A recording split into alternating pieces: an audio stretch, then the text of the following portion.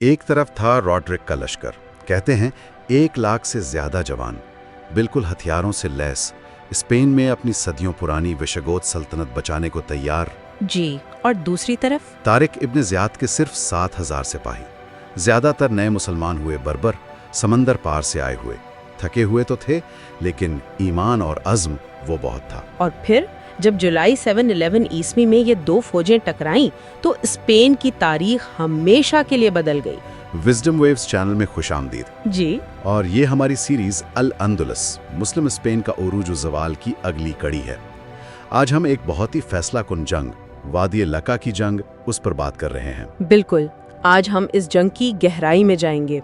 तो मंजर ये था कि विशगोत बादशाह रॉड्रिक, वो इस वक्त स्पेन पर हुक्मरान था. जी हाँ, जर्मैनिक कबीले का नुमाइंदा. उसने तारिक बिन ज़ियाद की ये जो निस्बतन छोटी फौज थी उसे कुचलने के लिए एक बहुत बड़ी फौज जमा की. और तारिक, वो तो पहले ही, जैसे मशहूर है, अपनी कश्तियां जला चुके थे. वापसी का कोई रास्ता ही नहीं छोड़ा था. ये तो सिर्फ एक फौजी चाल नहीं थी, ये तो एक पैगाम था अपने सिपाहियों को. बिल्कुल, पैगाम था कि अब बस आगे बढ़ना है या शहादत. वो अपनी तादाद से कई गुना बड़ी फौज का सामना करने के लिए, यूं समझे, ज़हनी तौर पर बिल्कुल तैयार थे. तो ये टकराव हुआ कहाँ था, जगह कौन सी थी?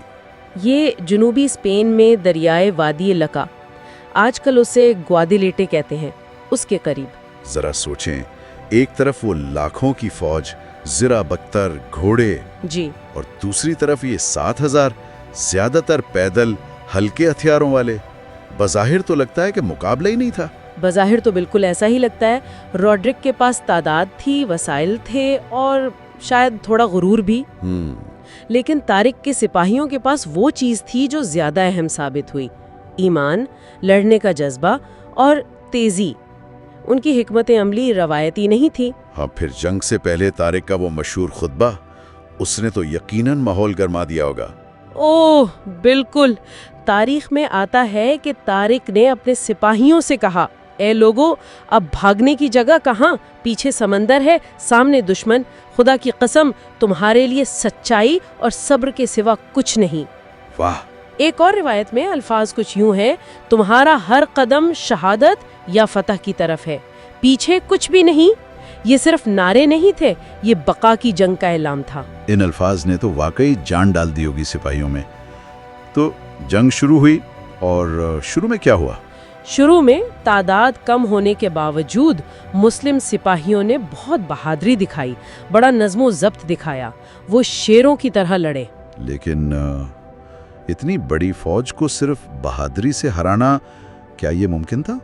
यहीं पर कहानी में एक और मोड़ आता है, एक बड़ा अहम मोड़. अच्छा, वो क्या? जंग के दौरान हैरान कुन तौर पर रॉड्रिक के अपने ही लश्कर के कुछ लोग, खास तौर पर वो उमरा जो उसके सियासी मुखालिफ थे, वो उसका साथ छोड़ गए. क्या मतलब? ऐन जंग के दौरान? जी हाँ, कुछ गैर जानिबदार हो गए, कुछ शायद दूसरी तरफ हो गए. यानी अंदरूनी गद्दारी. ये तो बहुत बड़ा धचका लगा होगा रॉड्रिक को. बहुत बड़ा. देखिए, ये सिर्फ मौका परस्ती नहीं थी.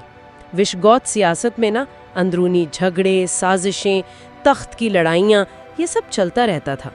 रॉड्रिक खुद भी तो पिछले बादशाह के बेटों को हटाकर तख्त पर बैठा था.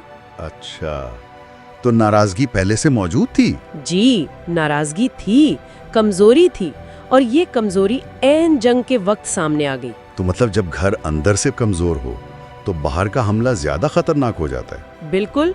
इस गद्दारी ने रॉड्रिक की सुफू में अफरा तफरी फैला दी. फौज का तवाज़न बिगड़ गया. और भगदड़ मच गई होगी. जी, भगदड़ मच गई. कमांड खत्म हो गया. अब रॉड्रिक का अपना क्या हुआ ये भी यकीनी नहीं है. कुछ कहते हैं मारा गया, कुछ कहते हैं दरिया में डूब गया, या शायद भाग गया. हाँ, ये भी कहा जाता है कि भाग निकला, लेकिन फिर उसका कुछ पता नहीं चला. लेकिन जंग का नतीजा तो साफ था.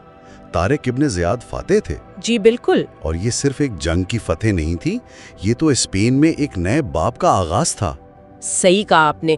इस एक जीत ने ना अमली तौर पर पूरे आइबेरियन जजीरा नुमा के दरवाजे मुसलमानों के लिए खोल दिए.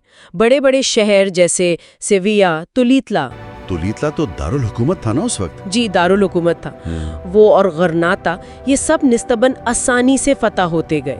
اور یہ بھی ایک دلچسپ بات ہے، جیسا ہم وزڈم ویز پر اکثر تاریخ کو دیکھتے ہوئے بات کرتے ہیں کہ کئی جگہوں پر مقامی لوگوں نے شاید وہ وشیگوت حکومت سے تنگ تھے، ہاں یہ ممکن ہے، ٹیکسوں سے یا پالیسیوں سے۔ انہوں نے مسلمانوں کا یا تو استقبال کیا یا کم از کم مخالفت نہیں کی، انہیں شاید نجات دہندہ سمجھا۔ بالکل، کچھ روایات میں ایسا ملتا ہے۔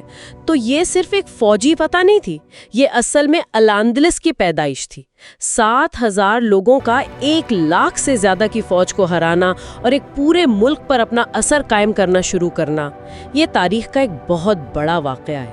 واقعی، جب جنگ میں صرف تلوار نہیں ارادہ جیتتا ہے تو تقدیریں بدل جاتی ہیں، یہ بات یہاں سچ ثابت ہوئی۔